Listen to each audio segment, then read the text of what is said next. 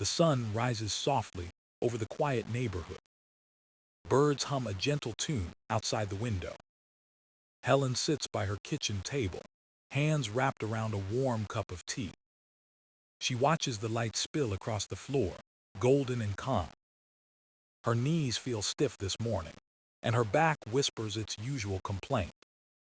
She sighs, remembering the mornings when her body moved freely, when she used to walk to the lake and feel the cool wind against her face. Now, even standing up feels like a slow negotiation with her bones. She wonders if this is how aging is meant to feel, heavy, careful, uncertain.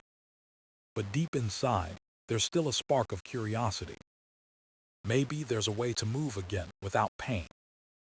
Maybe strength isn't gone, just sleeping. She takes a slow breath and smiles faintly. Tomorrow, she decides, she'll try something new. A stretch, perhaps. Something gentle. Something to remind her that her body still belongs to her. Outside, the day grows brighter. And in that quiet kitchen, hope begins to stretch its limbs. It's a small beginning, but it's enough. Helen wakes up to the sound of the clock, ticking softly on her nightstand. The morning light seeps through the curtains, pale and kind. She moves her legs beneath the blanket, feeling the familiar pull behind her knees. It's not pain exactly, but a deep stiffness that never truly leaves. She sits up slowly, careful not to twist too fast. Her back feels tight, like a rope drawn too long. For a moment, she stays still, letting her body remember what motion feels like. Then she swings her feet to the floor, the wooden boards cool beneath her toes. Every step toward the bathroom feels heavier than the last. Her reflection in the mirror smiles back, patient but weary. She used to start mornings with music. Now silence feels safer. The old radio on the counter has gathered a thin layer of dust. Once she would hum along while brushing her hair, ready to walk to the park. She used to meet friends near the lake, their laughter echoing across the water. Now her world is smaller. Just the kitchen, the chair, and the soft hum of the refrigerator. Helen tells herself it's fine, that slowing down is part of life. But somewhere deep inside, she feels a quiet ache, not just in her body but in her spirit. She remembers when she could bend easily, touch her toes, lift her grandkids high. She remembers the rhythm of movement, the lightness of feeling alive. But those memories now live far away, like songs from another season. The doctor calls it aging. Be gentle with yourself, he says kindly. Just rest more. She nods each time, grateful but frustrated. Resting feels safe, but it also feels like giving up. And Helen has never been good at giving up. She tries to stretch sometimes, following old routines she half remembers. But her knees tremble and her back protests. So she stops, afraid to push too far. Afraid to make things worse. Her daughter tells her to take it easy. Her friends say it's normal. But inside, Helen doesn't want normal. She wants freedom, the kind that comes from moving without fear. She misses walking under the trees, feeling her feet steady on the ground. She misses bending down to pick flowers, to tie her shoes without hesitation. She misses the simple joy of standing tall. That morning, as she sits with her tea, she thinks about how stillness has crept into her days. It didn't come all at once. It arrived quietly, like dust settling on a shelf. A little stiffness here, a little caution there. Until one day, she realized she was living around her limits instead of within her strength. Helen sighs and looks out the window. The world outside moves, leaves flutter, clouds drift, a cyclist passes by. Everything flows except her. And in that stillness, something inside her stirs. A thought, a whisper, almost too soft to hear. Maybe it doesn't have to stay this way. Maybe stillness isn't the end. Maybe it's just the pause before a new beginning. She doesn't know how yet. but for the first time in a long while, she wants to find out. It's a quiet Saturday morning when the doorbell rings. Helen isn't expecting anyone, but when she opens the door, her grandson Ethan stands there. He's tall now, with kind eyes and a backpack slung over one shoulder. "Surprise visit," he says, smiling. Helen laughs softly, her heart lifting. She hasn't seen him in weeks, and his energy feels like sunshine. He helps her with groceries, chats about his new job at the physiotherapy clinic. She listens, proud and curious. Ethan always loved science, always asking how the body works. Now he's helping others move better, stronger. As he unpacks the food, he notices her moving carefully, holding her lower back. "Still stiff in the mornings, Grandma?" he asks gently. She nods. "It's these knees. They don't like me much these days." He chuckles. "They just need a little attention." Helen rolls her eyes. "I'm too old for exercise, Ethan." He shakes his head. "You're never too old to move, you just need the right kind." He pulls out a small notebook and starts sketching. "This one's simple," he says. "No equipment, no pressure." He draws a little stick figure bending slowly, knees soft, hands reaching toward the toes. It's called the knee-to-toe bend. Helen squints at the drawing. "Looks easy," she says. "It is," Ethan replies, "but it works magic on your hamstrings and your spine." He explains how sitting for long hours makes the muscles behind the thighs tight. How that tension pulls on the lower back, making every step harder. Helen listens closely, fascinated. She never thought about her body like that, as a system that talks to itself. "So bending helps loosen it?" she asks. "Yes," he says. "And when you move slowly, you teach your body balance again." He stands in front of her and demonstrates. He bends his knees gently, keeping his back long, arms reaching down. "See, you don't force it, you breathe through it." Helen watches carefully. His movement looks graceful, easy, like water flowing. She hesitates, then stands to try it. Her knees protest at first. Her back feels unsure. But Ethan guides her hands. "Just go as far as you can. Feel the stretch, not the strain." She nods, breathing in deeply. Her fingertips hover above her toes. The pull behind her legs is real, but not painful. She rises slowly, exhaling, her balance steady. Ethan smiles. "That's it, that's all it takes." Helen laughs softly. "That's exercise." He grins. "That's healing, Grandma." For the first time in years, Helen feels something shift, not just in her body, but in her heart. The movement is small, but it awakens something forgotten. A sense of control. A spark of possibility. As they share lunch later, she keeps thinking about that stretch. About how her body responded, even after all this time. And in her mind, she makes a quiet promise. Tomorrow she'll do it again. Just once more. To see where it leads. The next morning arrives with soft light and quiet air. Helen wakes early, her mind still replaying Ethan's words. She sits at the edge of her bed, feeling the weight of her body settle. Her knees ache, but she smiles anyway. Today, she's going to try the stretch again.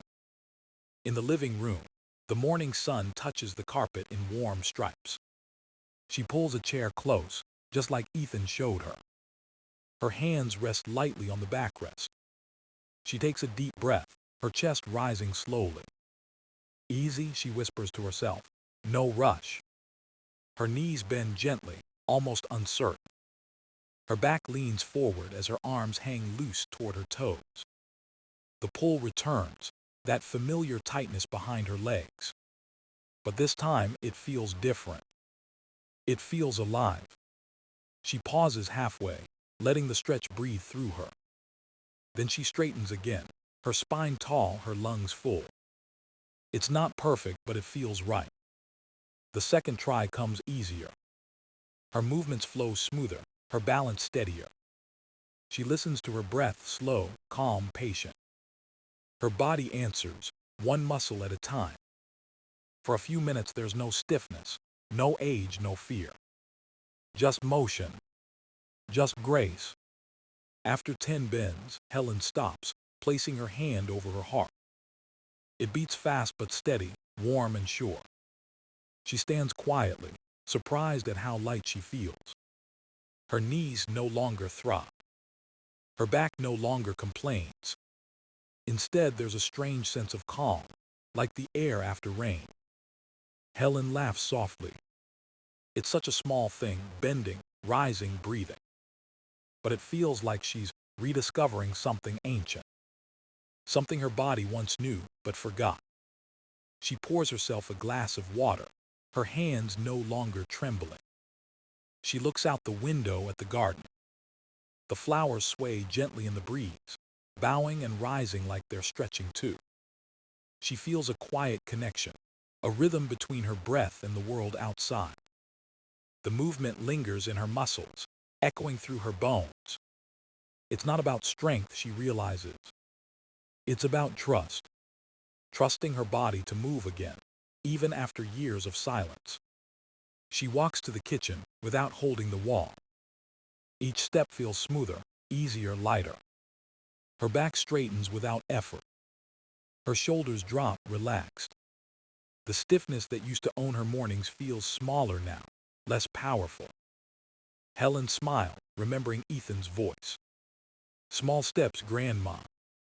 She nods to the empty room, whispering small steps. Then she does one more bend, slow, steady, graceful. Her fingertips brush closer to her toes this time. She rises again, stronger than before. And in that quiet moment, surrounded by sunlight and silence, Helen realizes something.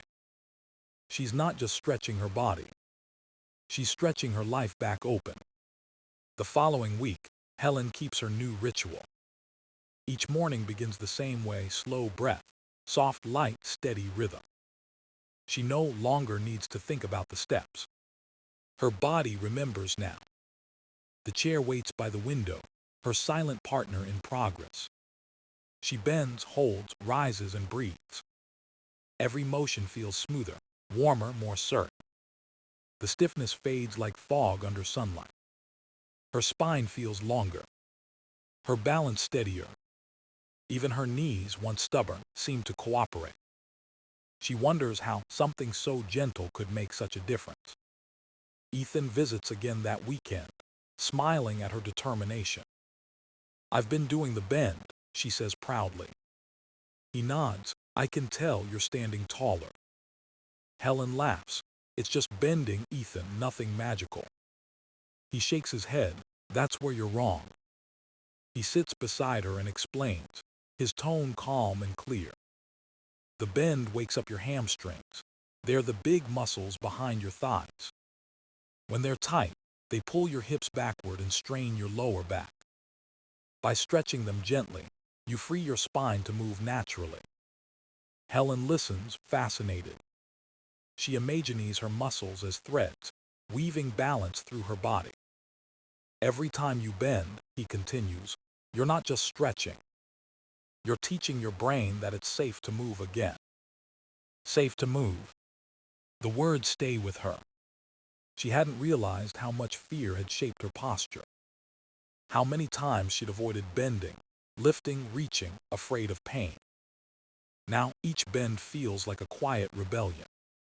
A way of saying to her body, "You can trust me again." Ethan stands and demonstrates once more. He bends slowly, arms hanging loose, breath even. Helen mirrors him, matching his pace. Their movements blend like a dance, simple, balanced, calm. He nods. "That's it, keep your breath soft, let gravity help." She feels the stretch deepen behind her legs, smooth and alive. Her back opens like a door unlatched after years.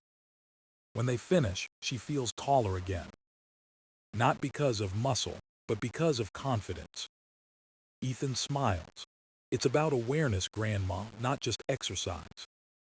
Helen nods slowly. "Awareness." That's the secret. She realizes this stretch isn't only about the body. It's about listening.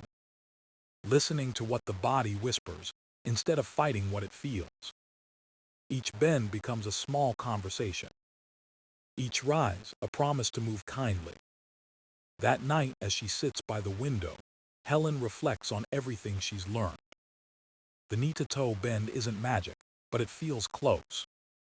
It reminds her that healing doesn't always roar. Sometimes it breathes softly through movement and patience. And for the first time in a long while, her body and mind feel like friends again. Weeks pass, and Helen's mornings become brighter. The stiffness that once ruled her days is now just a quiet shadow. She bends with ease, her movements steady and calm. Each breath feels like a small victory.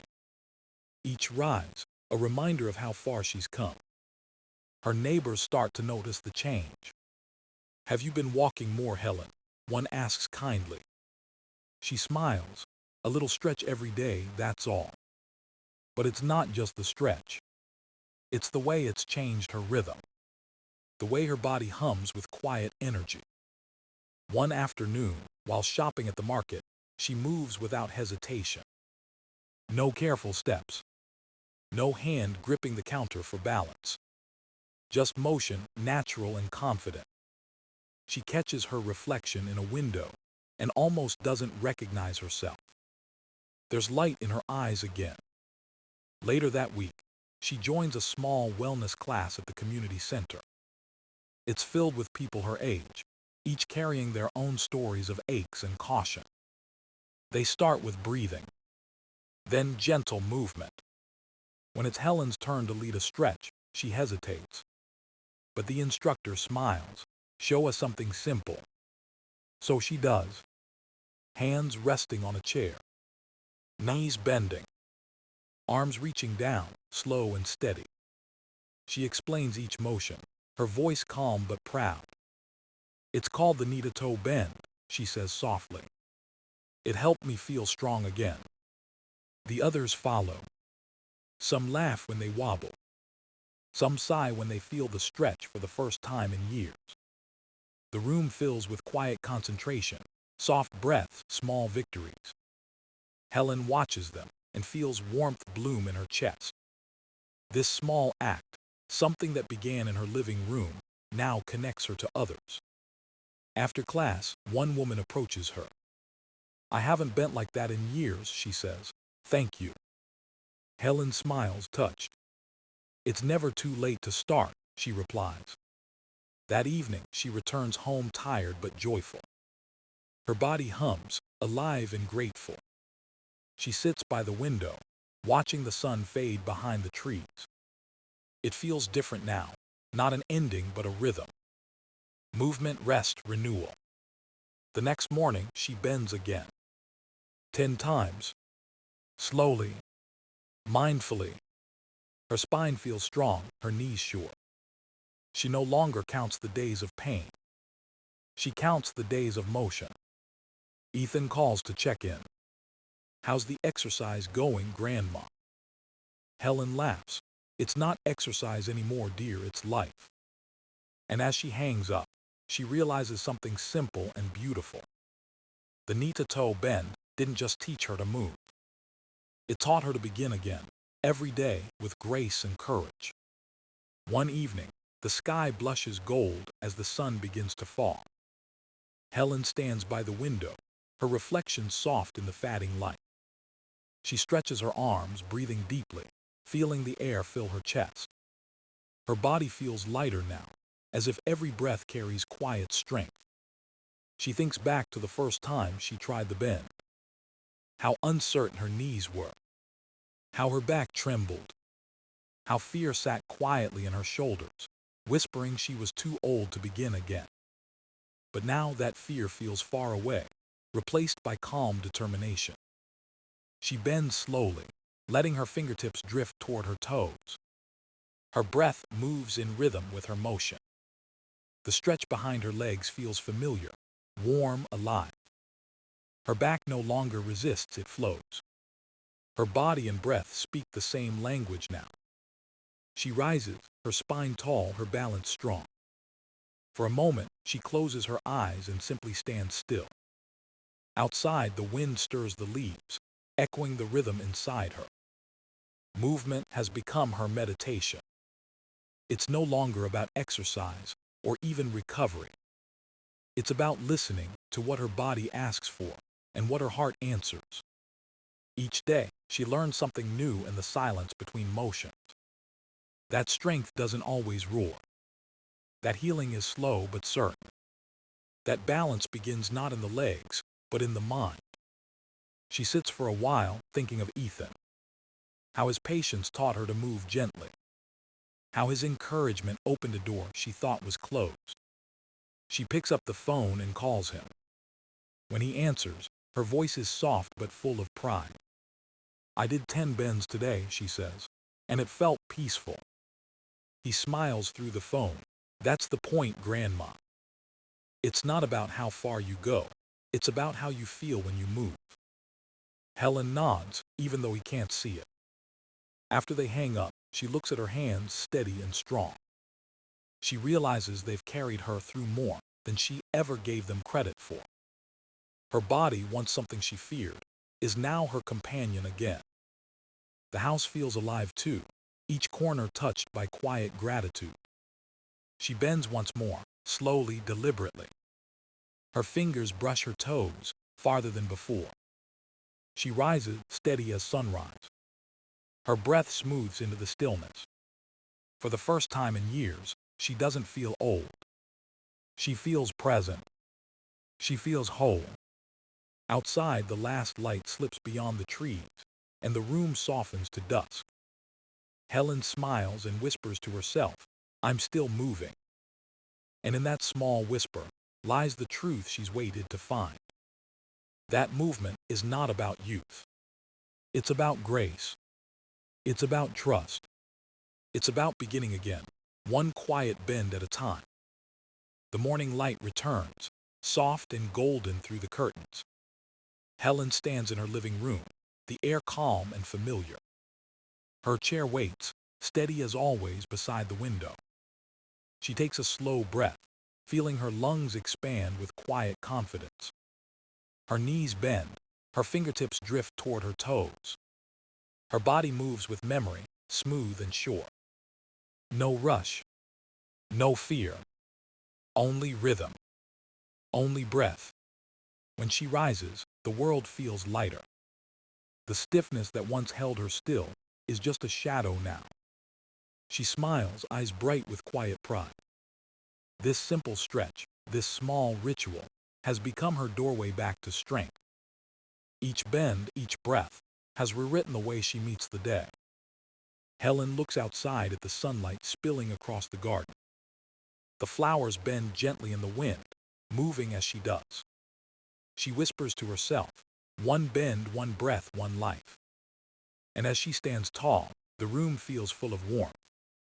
Her story, like her movement, ends where it began, with hope, steady and alive.